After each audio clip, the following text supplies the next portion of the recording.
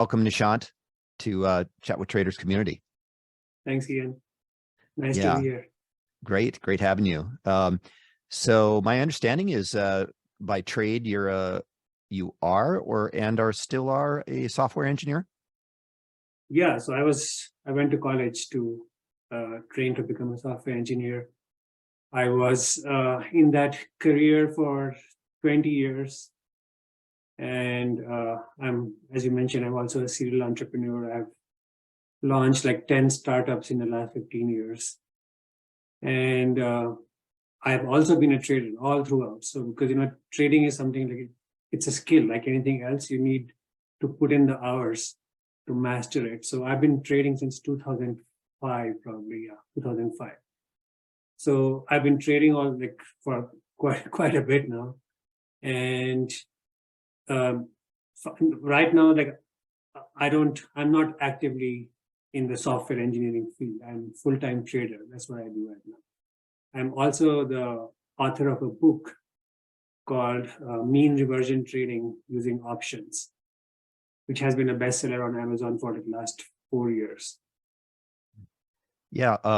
So take us back to your beginning. What kind of trading did you do early on? What financial markets? What type of strategies did you employ in the beginning? Okay. Yeah, sure. So as I mentioned, I started in 2005. And, I had just come to US. I was in my late 20s. And, in your 20s, nobody has any money. So I had no money, but, I had deep interest in investing. And so I used to read books, good websites, CNBC, all sorts of Financial Times. And I was interested in finding out other streams of income which I can supplement my income. So I would set aside certain amount from my salary each month to invest in the stock market. And I started with just buying shares like anybody else, buy stock. So the problem is that I was just setting aside I think $200 to $500 a month. That money is you can't buy anything with that money. It's so low, right? So I was forced to stick to really low priced stocks because of that. Stocks trading under $10. So I can at least buy, few shares of the company that I'm interested in. And the problem with that is when you are trading with companies which are trading that low, most of these companies are plagued with many problems. Like there could be unstable companies, there could be some kind of bankruptcy, lawsuit, something going on. That's why those companies are trading so cheap. And my sister, she has 2 MBAs.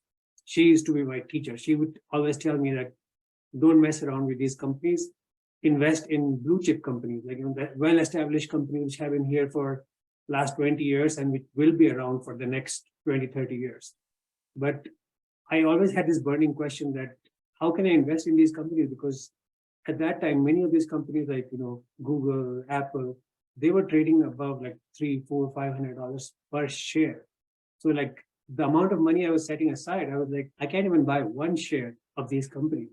And then what is the expectation for me to make any kind of returns on my investment if I buy 1 or 2 shares? So I had this struggle that, I can't participate in the company which I should. And I'm being almost like forced to trade shares of low price companies. But then I shouldn't be doing that because these are not the companies we should be investing in. So that was my initial struggle.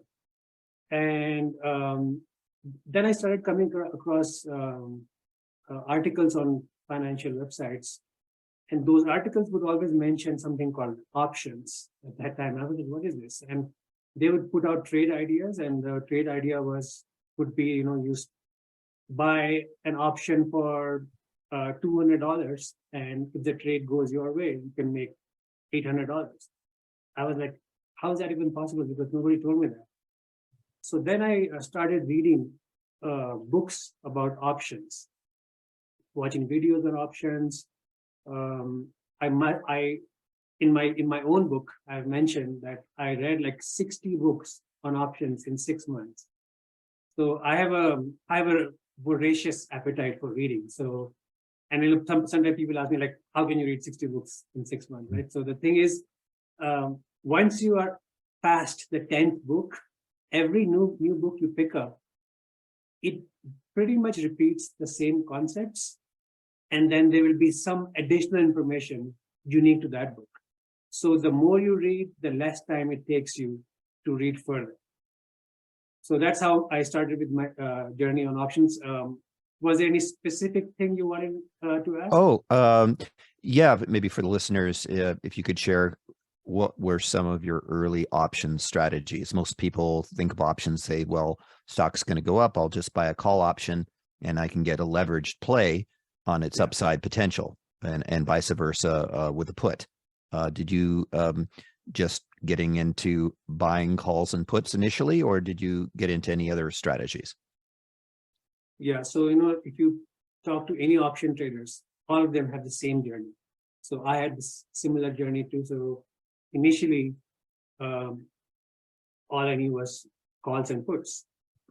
And then, like I was telling you, I didn't have that much money set aside to, for example, if you buy a call option, a deep in the money call option on Google, it will cost you like thousands of dollars, $10,000-$12,000 per call. So I couldn't buy, and if you pick up any book on basic book on options, they will tell you buy deep in the money options, right? So, and why is that? I mean, what's the problem? I see a lot of volume on the exchanges. So many people buy these much cheaper options. The cheaper options seem more economical, aren't they? Yeah. So yeah, let me get into that. So the thing is, they tell you to buy, and I can see the smile because you know the answer already. So everybody will tell you buy deep in the money options because there's something called a delta associated with an option. So when the stock price goes up by $1, you have to look at the delta on your option. Your option will appreciate in value by that delta. So, for example, let's say a stock is trading at $100 per share, and you buy an at the money call option, which is a 100 strike call option. At the money option will have a delta of 50. So what that means is every time the stock goes up $1, you will only go up 50 cents, or option multiplier $100 to $50. So if you buy deep in the money option, so let's say the stock is trading at $100 per share, and you buy let's say 60 delta option. So what that will do is when the stock goes up by $1, you make $60, right? Because you have leverage. If you buy 90 delta option, which is what most books will recommend you, buy 90 or more delta, you are pretty close to getting the same appreciation in your option as the stock as it's going up, because stock goes up $1, you make 90 cents. So as you go up, increase the delta, you make more money. The problem with higher delta is that it costs a lot. So a normal retail trader cannot afford to buy even a 90 delta option on a high price stock. So what many traders do is, and I made the same mistake too, they will look for the cheapest option in the option chain, and they will start buying like a out of the money 10 delta option, because it feels cheap to you. You're like, you know what, instead of spending $12,000 on buying a 90 delta call option, let me just spend $1,000 and buy a 10 delta call option. The problem with that is when the stock goes up $1, you only make 10 cents. And what people don't realize is that unlike shares, options are multi-dimensional beings. So their price is affected by a lot of things. One thing which people, at least new traders, ignore completely is theta or time decay. Every day you are holding that call option in your account and the stock doesn't go up, you are losing money. You're literally bleeding money on a daily basis due to time decay. So all these options are basically, when you buy an option, it's a wasting asset. So if the stock doesn't go in your direction almost immediately, you would keep bleeding money until the time the option value goes to zero. So, I started out with buying out of the money option, like everybody else, right? So I think of out of the money options like lottery tickets. So you almost never make money, but you have the potential of making infinite returns. That's what attracts newbie option traders to just buying calls and puts. And I remember this trade, I bought a call option, out of the money call option on Google, not even realizing that they had earnings the next day. And I woke up next day and I saw a profit of $80,000 in my account. And I was like, what happened? Because you see, the ignorance is bliss is what happened to me. So what happened was Google just shot up $150 in a day because they had good earnings. And my call option appreciated so much in value that I had that kind of profit. Now, the problem with the stock market is that it will reinforce bad habits in you. So for me, I was like, wow, I had no idea you can make this kind of money. And so this is my go-to strategy now. Guess what? In 6 months, all that money back to zero. So I went through a similar journey, which a lot of people do. And eventually what I did was I kept reading books, kept trying different strategies. So like you name any option strategy, I must have tried it. Like, iron condors, iron butterflies, straddles, triangles, you name it. I've tried everything. And what I realized was that there is no need, the way our human brains work is, I don't know how it is, that we love to find complicated solutions to simple problems. And what I realized is by unnecessarily complicating my trading, I'm not gaining anything. So I started on this journey of simplifying my trading as much as possible.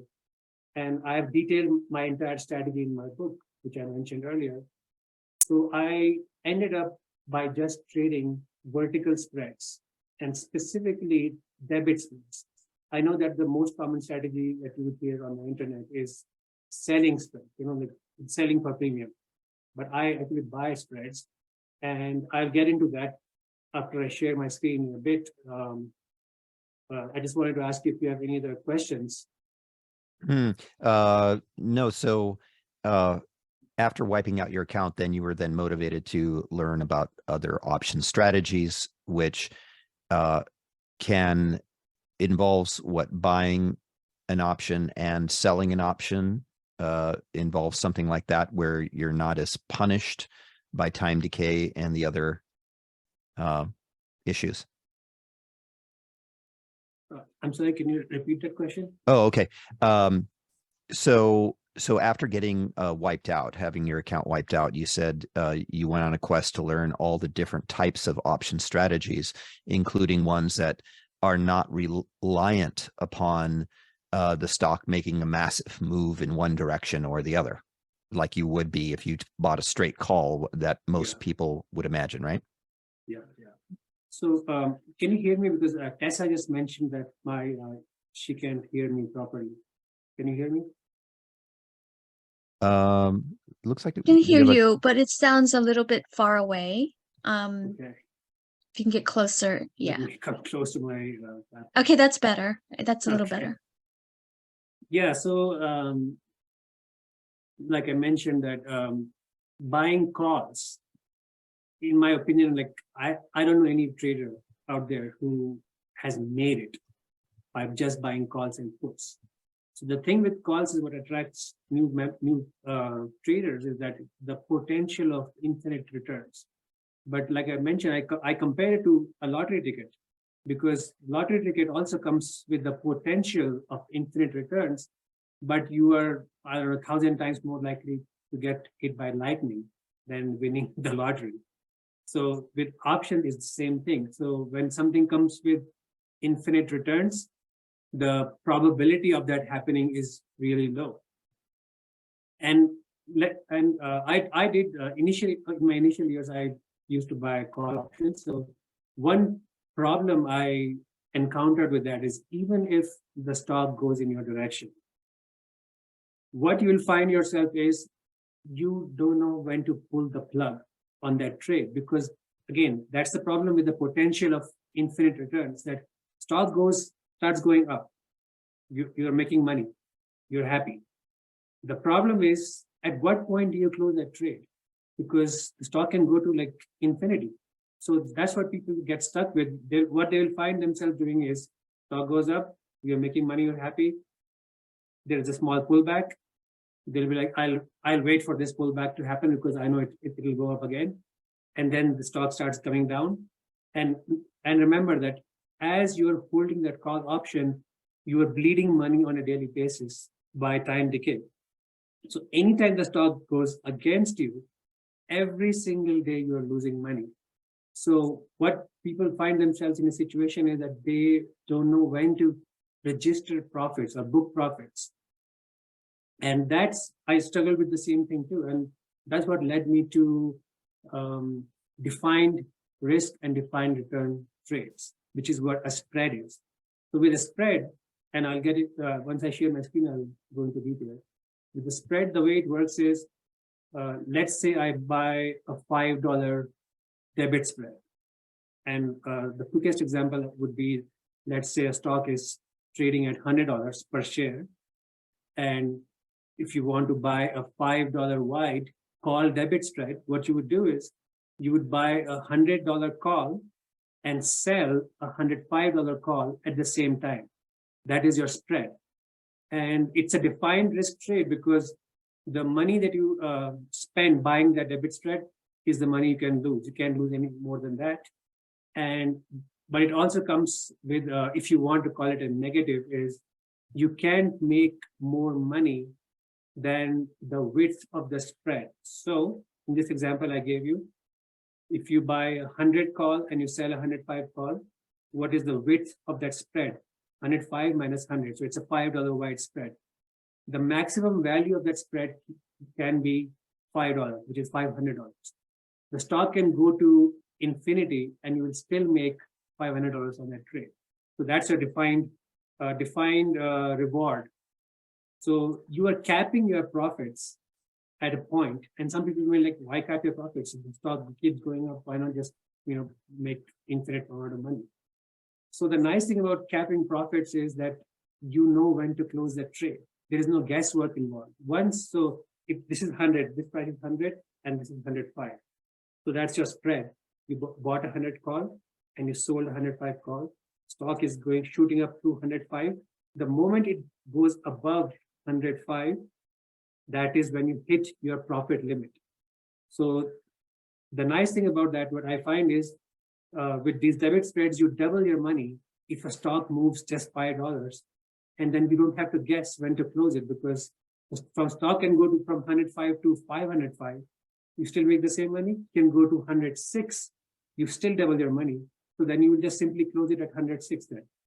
So that's the nice thing about defined risk trade. It takes out the guesswork of figuring out when to close a trade to book your profits.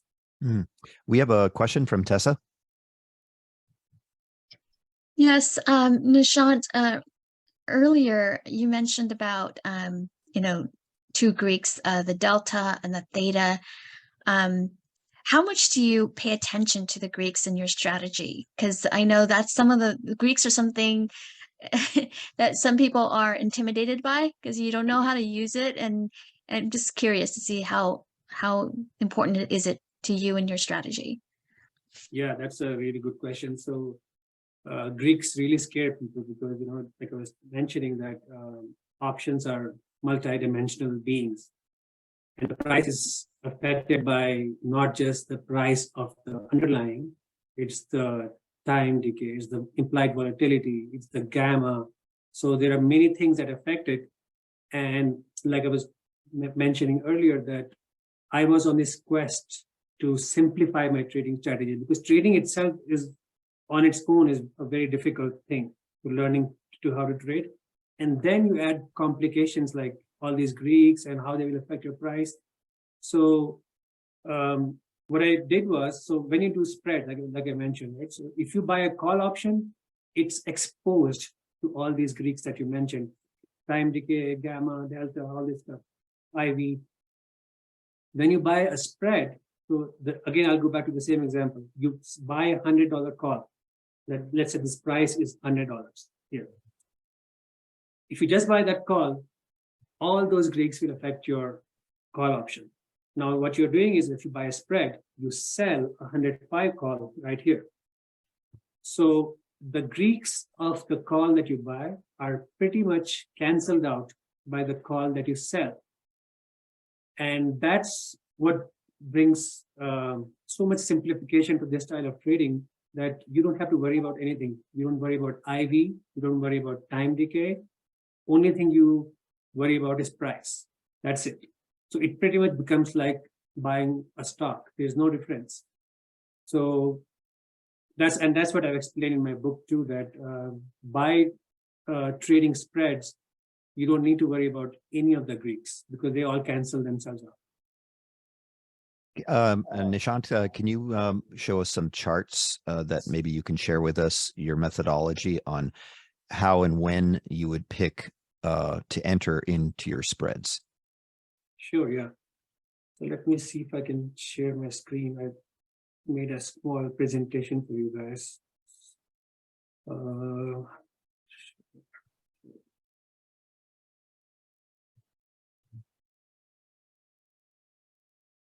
Can you see my screen? Yes. Okay. I need to, where is that annotation of it? There it is. Okay.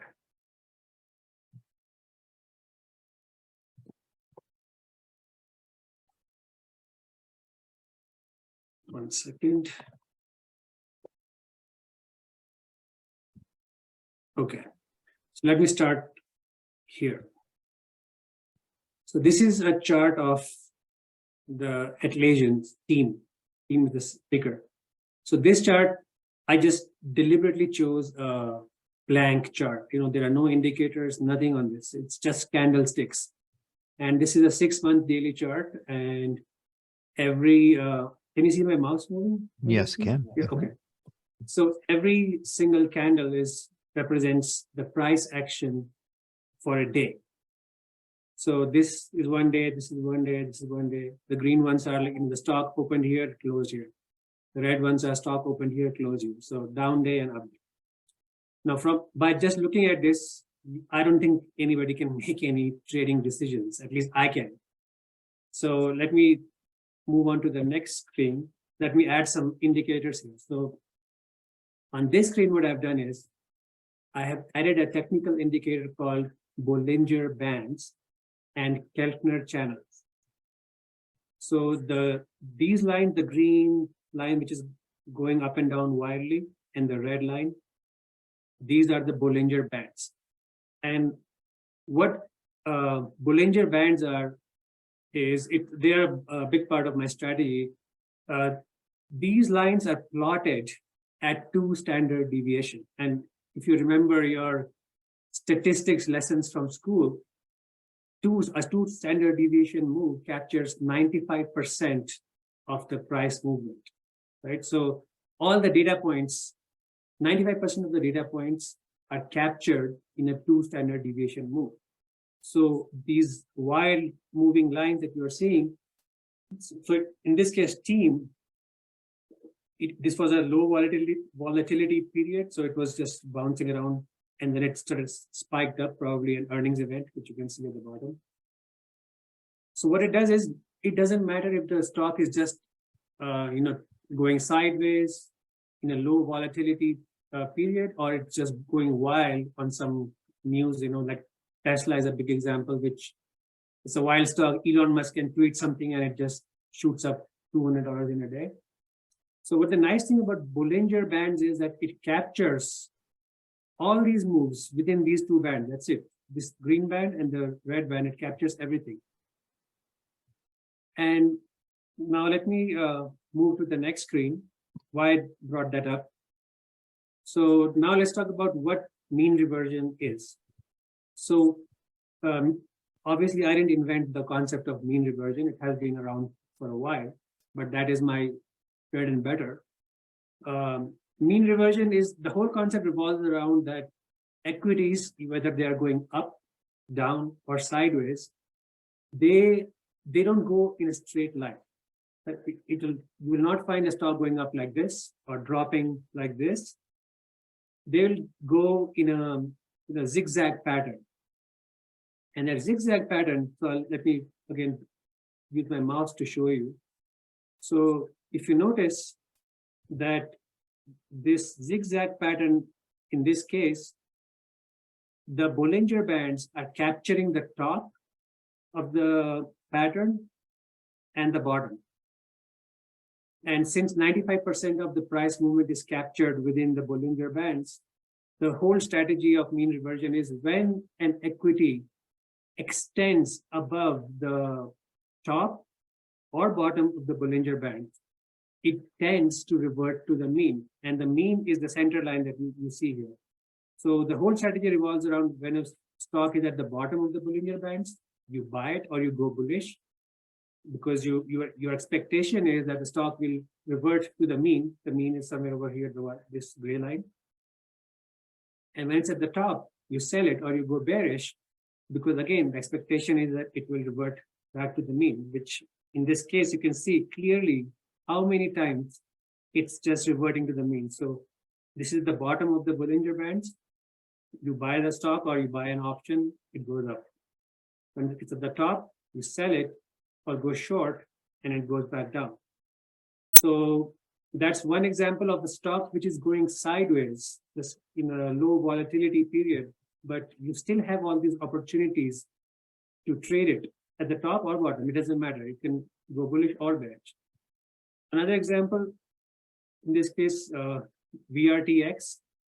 So this stock is not in a sideways movement. It's actually going up. You can clearly see the trend is up. But even within that uptrend, you will see that you can always draw a price channel. So I drew this price channel. So this price channel is called ascending price channel, and it's going up like this.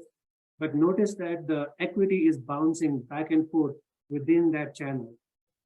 And again, Bollinger Bands help you spot the bottom and the top of this channel, which allows you to put on trades. Another example, Tesla. So Tesla is in a downtrend in this case. But again, notice that whether it's uptrend, downtrend, sideways, you can always draw a channel, and you can see that whenever it hits the top of the channel or the bottom, it tends to revert back to the mean. So that is the bread and butter, the whole idea behind mean reversion. Any questions, Ian? Yeah. So I noticed there that you've got, overbought areas, go bearish, and oversold, go bullish. Do you trade both when the trend, when it's, say, in this case, descending? Do you put on option trades that are bearish, or do you look at the trade? Do you look at the trend and say, okay, this is in a clear downtrend. I'm going to stick with the trend rather than try to counter the trend. So in other words, in this case, I would avoid bullish plays and just look for bearish put spread plays. Yeah, so what I do is, so there's a saying called the bulls take the stairs up and bears take the elevator down. And what that means is when the markets are going up, they go up in a slow, controlled fashion. You will see a trend developing, and market will go up, and there will be some zigzag movement, but it unfolds over a period of time. So the nice thing about uptrending markets is that you can plan your trades ahead of time because it happens very slowly in front of you. Now, the bears take the elevator down.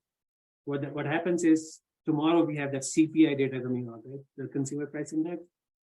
If that data is bad, you will notice that the Dow Jones can drop literally in 5 minutes, 500 points. And the problem with that is that's how fast markets crash. So since it happens that quick, it's very hard to plan your trades on the put side. It's easy to plan trades or have a strategy that works on the call side, but it's very hard to trade on the put side. So my preferred way of trading is in an uptrending market, when the VIX is low, I prefer to take call spreads. And I do take put spreads too, but only when markets are overextended. So as I mentioned, my best trading environment for my strategy is a low VIX, uptrending markets, and I keep taking call spreads when that happens. When those markets go up too much and starts showing signs of weakness or stalling, that's when I take put spreads. So I do take trades on both ends of the spectrum. But as I mentioned, my preferred way is to take call spreads because I can plan them ahead of time. Put spreads, what I do is I do put spread, but I do use them for hedging. So if I have, let's say I have 10 call spreads and markets are trending up. Now suddenly, J Powell says something, or the CPI number comes out bad, and suddenly the markets change direction. Now all these call spreads that I have are in danger of becoming losers. So at that point, what I do is I hedge my call spreads with put spreads. So my preference is that I use put spreads for hedging and call spreads to make money. But sometimes in rare situation that happens that markets go up too quick, I do take put spreads as well as regular trades. Nishant, just to clarify, when you say spreads, are you talking debit spreads or credit spreads? Debit spreads. So I exclusively trade debit spread. And I'll get into an example and explain to you further. So I showed you this, right? So when the Bollinger Band, when the stock hits the top of the bands, you sell, and it hits the bottom, you buy. So it sounds like a pretty simple strategy so far. So I made a quiz for you, and Ian Essa, that's a quiz for you.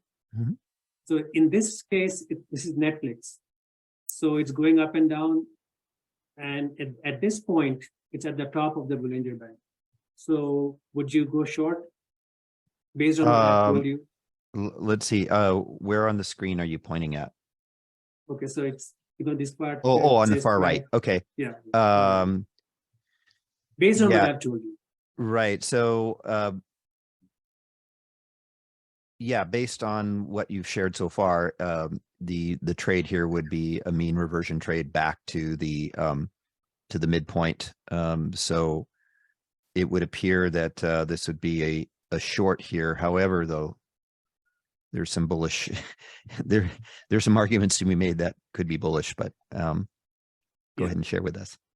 Yeah, so based on what I told you, you're right. I mean, you would want to go bearish because all I have told you so far is that when it's at the bottom of the band, you go bullish. At the top, you go bearish. Now let's go to the next screen. This is the spot where I was pointing to. So if you had taken that trade, if you had gone bearish, look what happened after that. You would have got destroyed, absolutely annihilated. So the thing is, it's not as simple as it sounds. You need to figure out at what point is the stock showing signs of changing direction. And I use a total of 5 technical indicators to help me make that assumption that the stock is about to change. And I'll show you one example of the indicator that I use. Is called RSI, or Relative Strength Index. And what RSI is all it shows you is the strength of the current trend. So in this case, this was the spot, if you can see my arrow on the right side, that I was asking you, should we go bearish? Now, if you look at the way RSI works is, whatever the trend is, it shows you if it's strong or not. So as long as RSI is going up, that means the strength, I mean the momentum is gaining strength. So as long as RSI keeps going up, you don't fight the trend. You have to wait for the RSI to start weakening. And I'll give you one example on this same chart. So do you see this part where it says high of 380 on Netflix? Yes. Mm-hmm. Okay. So notice that the RSI at the bottom was going up until then, and then it changed direction. It started going down, the RSI. So when the RSI shows, that's how you gauge weakness in the current trend. The RSI starts changing direction. And that is the time you would actually do a mean reversion trade. So in case of Netflix, you would actually ignore this top of the Bollinger Band because the RSI is still strong and going up. Mm-hmm. So I have a question So- on that previous page. In that case, the RSI there on the left-hand side has a little spike and then it starts to weaken. However, the price never got to the top end of the Bollinger Band. Did you, in that scenario, would you not take a position because it's within the band? Yeah, so trading is a very nuanced art, right? So I gave you a really simple example earlier. To that, if it's at the bottom of the Bollinger Band, you buy, and top you sell. But there is a lot of judgment involved in trading, and you get that with experience. So in this case, although it never hit the top, if you always wait for the stock to hit the top and the bottom, you will be sitting on your hands most of the time. So you will not be able to find trade setups. So the thing is, and you develop this with experience, that you figured out that although it's not at the top, it's still a mean reversion trade. So in this case, what happened was it's not at the top, but this is the mean, the blue line in the center, that's the mean. It's above the mean quite a bit, and RSI is changing direction. So you can guess that the upward momentum is losing strength. So I would have taken this trade. Mm-hmm. And then I use three more indicators to give me that whole visual of when to take the trade. And obviously, I don't want to get into everything today. I've explained that in great detail in my book. But again, to be specific, to answer your question, I would have taken that trade even when the stock hasn't touched the top of the Bollinger Bands. Okay, great. We have a thank you. We have a question from Tessa. Yeah. So this is kind of a general question. So your strategy is mean reversion trading, and I guess mean reversion trading applies to both. You can, when you trade stocks, right, or options trading. And just for those who maybe are learning options, what is the advantage of using this mean reversion strategy on options versus stocks? Yeah, I'll get into that question in, I think, maybe the next slide. Okay. But so far, all I've told you is when to buy and when to sell. I haven't even talked about options or stocks, because at this point, you can just use this strategy and apply to any, you can just buy shares or whatever your strategy is. All this is telling you is when to get into a trade. It's not, we're not talking about the trade structure, because it's trade structure agnostic at this point. It doesn't matter what trade, all it's telling you time to go bullish or bearish. So I'll get into that. Just give me a minute in the next screen. So going back to what I was talking about, RSI. So Netflix, obviously you wouldn't have gone bearish here because the RSI was picking up strength. But at this point, you will notice that there's this faint line here. That's the level in the RSI called 70 level. Any reading above 70 means the stock is overbought. And you see at the bottom, there's another faint line. That's the 30 level. And any reading below that is oversold. So what RSI tells you, the moment a stock goes into overbought, that's when you should start looking for opportunities to go against the trend. Because once a thing goes into overbought, the chances of it reverting back to the mean is very high.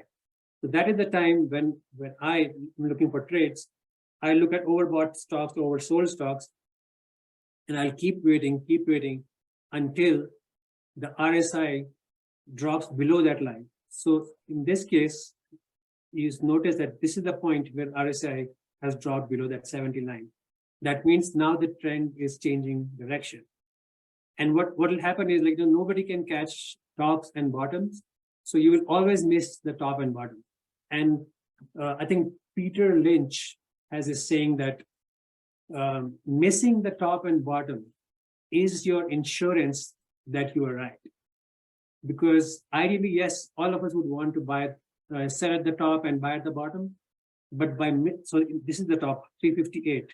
If you had waited for RSI to drop below 70, this would be that point. So the stock is already here, somewhere over here, probably, I don't know, it's probably 350.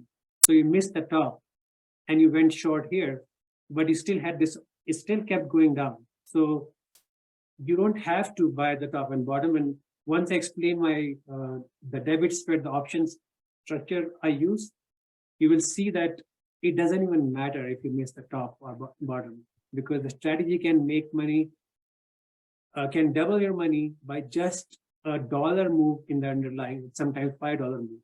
So you don't care that from 358, it dropped to, I don't know what this price point is, let's say 330. It can go from here to here, a $5 move, and you can double your money. And let's go to the next slide. Okay, so this is, now I'm getting into a debit spread example. So this is CrowdStrike, CRWD. So CrowdStrike is in a downward trend. You can clearly see that. And I've drawn this price channel where it's bouncing back and forth.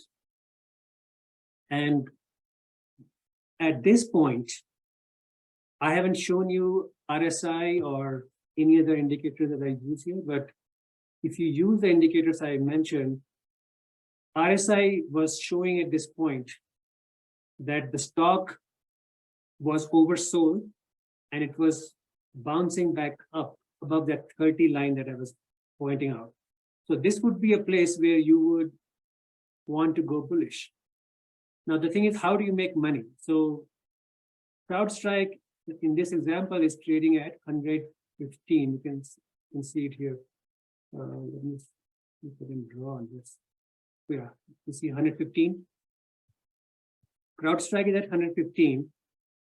And the trading range, if you see the price channel, that's the top of the trading range, which is at 130. And this is the bottom of the trading range, which is 108. Right now, CrowdStrike is at 115. This is the price here, 115. Now, how do you put on a trade? So first you have to use your indicators to figure out that is this the time to go bullish or bearish? So let's say you have the indication that you need to go bullish. So what you would do is, with CrowdStrike trading at 115, you would buy a 115 call option and sell a 120 call option. So the width of this spread, this is a spread. So you buy the 115 and you sell the 120 call at the same time.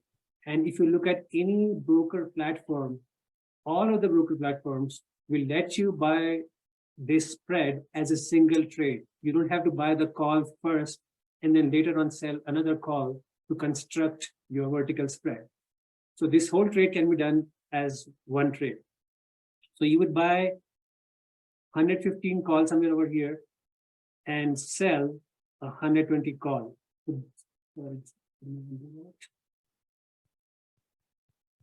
So that's your spread, and I'll again go into the detail about how this is constructed. So imagine this is 115 call option that you bought, and this is the 120 call option that you sold. Now, how will you make money with this? As long as CrowdStrike expires above this line 120, you double your money. And the cool thing about, I'm all about keeping my trading simple. So when you buy and add the money call spread like this with CrowdStrike at 115, it will typically cost you half of the width of the strikes. So the width of the spread that I was talking about is 120, which is the call you sold, minus 115, which is the call you bought, that is $5. That's the width of the strikes. So the cost for you would be half of that. So 2.5, which is $250. So this trade costs you $250. And if CrowdStrike expires above 120, you will double your money. So you spend $250 to buy it, you can sell it for 500 and you double your money. So all my trades double their money in 30 days or less if it goes in my direction. Now, if it doesn't go in your direction, do you wait until expiration, or do you what triggers you to exit before expiration if you do? Okay. That's a really good question. So, one thing about trading is the only way you can make money in trading is if your winners are more than losers. So, trading is basically we are in the business of losing. Any trader you will always find trades that you are losing, but the thing is, the goal is that you have more winners than losers. And this is also called positive expectancy. So if your wins add up more than your losses, you can't help but grow your account. So the key is, how do you develop this positive expectancy in your portfolio? And the way you can figure out any number of ways. The way I do is, if a trade starts going against me, so let's say in this example, I bought this spread 150, 120, and CrowdStrike actually starts going against me. So once the spread loses half of its value, so I have 50% loss. So I bought the spread for $250.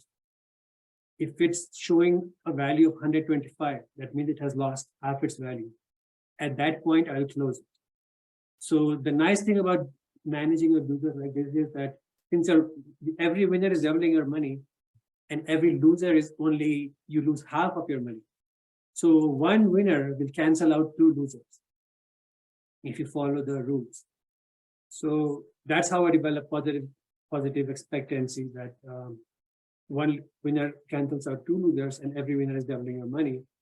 And also the trading system that you use needs to have, for example, my trading system typically has a 70% win rate. So even if you had a 50% win rate, let's say you're coin flipping, every trade you flip the coin and say buy or sell. And even then, if you close your losers at 50% loss and a winner doubles your money, you will still make money. But with my system, the win rate is 70. So my wins add up way more than the losers. Does that answer your question? Yes. Yeah. Positive expectancy. Positive, absolutely. Yeah. So If you don't have positive expectancy in your system, you might as well dump that system because you will not be able to grow. So your wins need to add, the winners need to be more than the losers, and you could come up with any amount of creative ways to achieve that, but you need to have that positive expectancy in your trading system. So I have a Thank question. How does high and low implied volatility affect the price of the spread that you pay? So yeah, I mentioned earlier that I'm all about keeping it simple. So if you are selling, forget about spread. Let's say you're just selling premium. So you're selling puts. That's your strategy, right? You sell puts. So a high IV environment is great for selling puts or calls because you get more premium. And a low IV environment is not good. With spreads, the IV of the short option, in the example I was telling you, let's say we have a 115, 120 call spread that I was buying in this case. The IV of the 120 call will be canceled by the 115 call. So I completely disregard IV. It doesn't affect my trades. The only thing that affects is the price. Got it. So let's go to the next thing, where I show you how to construct that CrowdStrike trade I was talking about. So this is the option chain Let me just join here. This is CrowdStrike, and you have your calls here and your puts here. Standard option chain expiration. So all my trades last 30 days. So that's the expiration I choose for all my trades. But if the trade is profitable, sometimes it will close in 20 days, 25 days. But at least that's the expiration. I need this much time for my trade to work out. And the reason for that is, if you're doing mean reversion trading, you are going against the trend. So you keep the long-term trend in mind, but you're going against the short-term trend by observing when the short-term trend is weakening. Now, the problem with that is, since nobody can catch tops and bottoms, the trade will go against you for the first few days after you put on the trade. So let's say the Netflix example I gave you earlier, I think that this is the point where I short it. It could continue to go up before it actually gives up that movement and goes down. So you need to give it enough time for the trade to go in your favor. And what I've observed is in my trades, the first 5 to 7 days after putting the trade on, it keeps going against me. So I'll keep seeing losses mount up in my portfolio. After 7 days is when it finally turns around and starts going in my direction.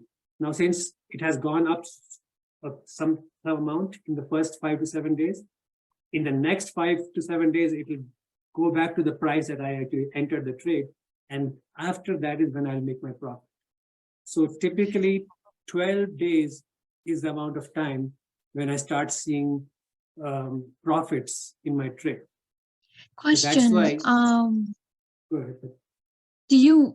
So you said 30 days, but do you do weeklies at all? Do you roll out your positions at all? And yeah, so I do weekly trades. So what I'll do is, in this example, 6th January, let's pretend that's 30 days away. I'll put on, let's say, 10 trades for that week, that expiration. Then next week, I'll add another week to my expiry. So that what will happen is, every week you have 5 to 10 trades expiring. So I do weeklies, monthlies, I don't care what it is. All I care about is that every week I should have trades that are expiring. So does that answer your question? yeah. So going back to this example of CrowdStrike. So CrowdStrike was at 115. And I was telling you that let's focus on the call side of we're not buying a put, we are bullish on this trade. So let's stay on the call side. These are your strikes. So that's a 115 strike and that's a 120 strike. So to construct a spread, what you would do is you would buy this 115 call and sell 120 call at the same time. And if you look at the bottom of the screen, this part where it says order entry, that is the trade I'm about to place. So let's walk through it. So what it says is, this is the symbol CRWD, expiration 6th January. And notice that I'm buying 115 call and selling 120 call at the same time. Here it shows you what is the type of the option, call or put.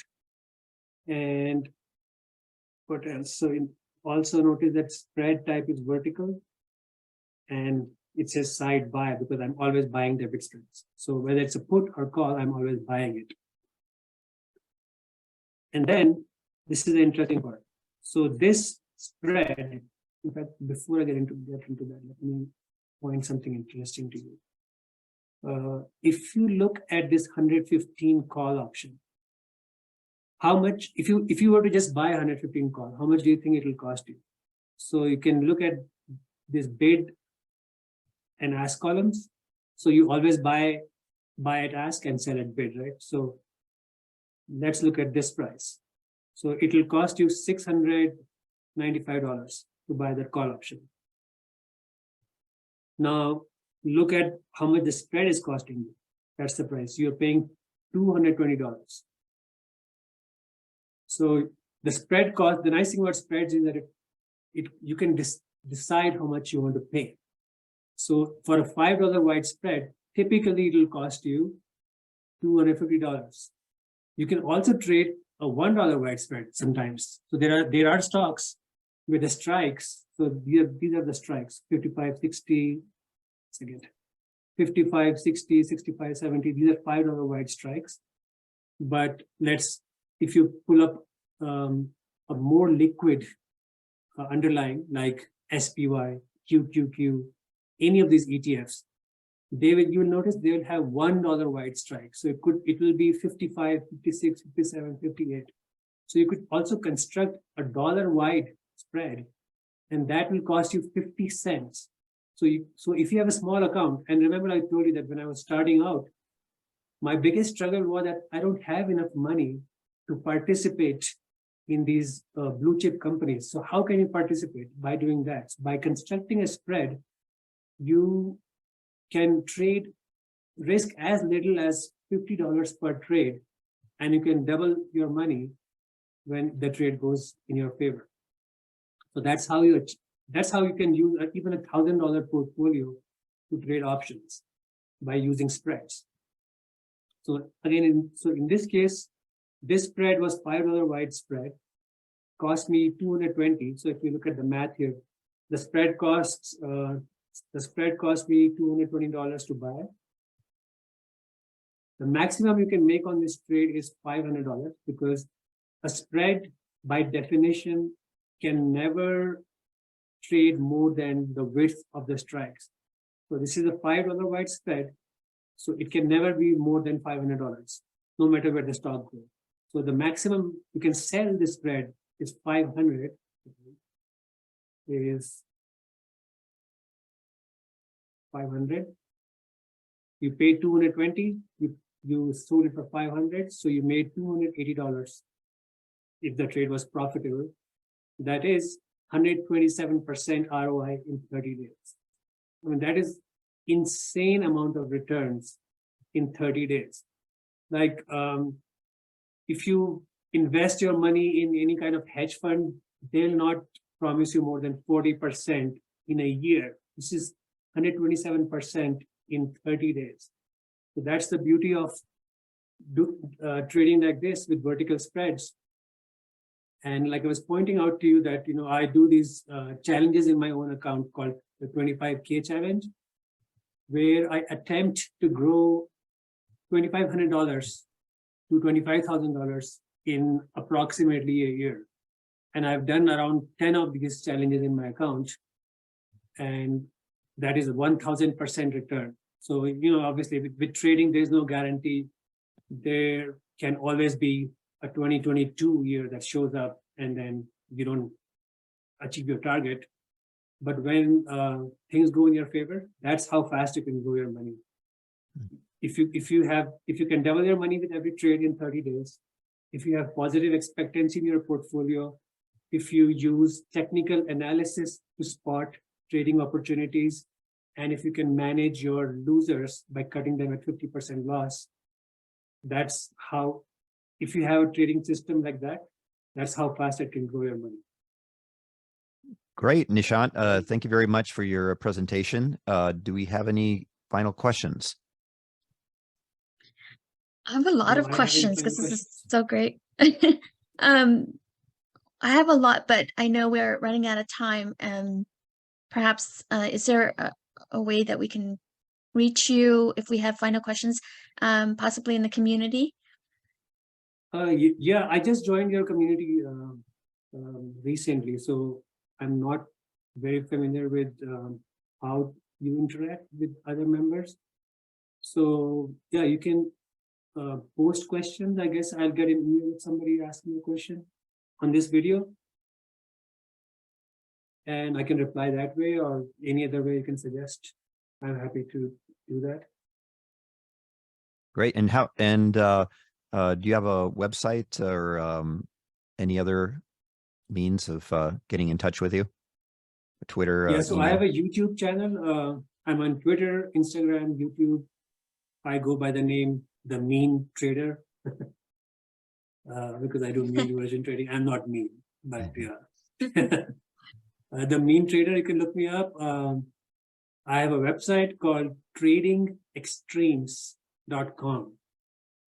Tradingextremes.com. You can contact me that way. So many ways of getting in touch with me. Great, great. I understand you wrote this book, Mean Reversion Trading. You originally wrote it for your young daughter. Did she ever get into trading any options? Yeah. So my daughter has been exposed to options since she was 5 years old. Oh, wow. In fact, she has this video which was on TastyTrade network, where she's explaining how time decay works by using a melting ice cream as an example. Mm-hmm. So yeah, I hope that she will take on trading as her career, because I have spent so many years of my life developing rules and strategies around this, and that the reason I wrote this book was, like you were saying, it was as a gift to my daughter, because I was like, I have gained all this knowledge in my life. One fine day, if I just disappear from planet Earth, like how will I pass on all this knowledge to my child? So I wrote this book as a user manual for her when she grows up. And my wife and friends encouraged me that you should publish this book to the trader community. And I did that, and I got a really good reception, and I'm very grateful for that. I mean, the book has been on the bestseller list for the last 4 years, and I'm very happy about that. So, and the thing is, since this whole methodology is so simple, I've simplified it so much by using vertical spreads. There's no need to worry about option Greeks and all that complexity. So it's really easy for her to learn trading. And she has a separate, she is not legally allowed to trade, but I have a separate account which she puts on the trades. I tell her, how about you put on this trade? And then we have a discussion. Should we put on this trade? Is it the right opportunity? So she's been surrounded by financial education all her life. Fantastic, Nishant. Great. Thank you very much for sharing your wisdom today.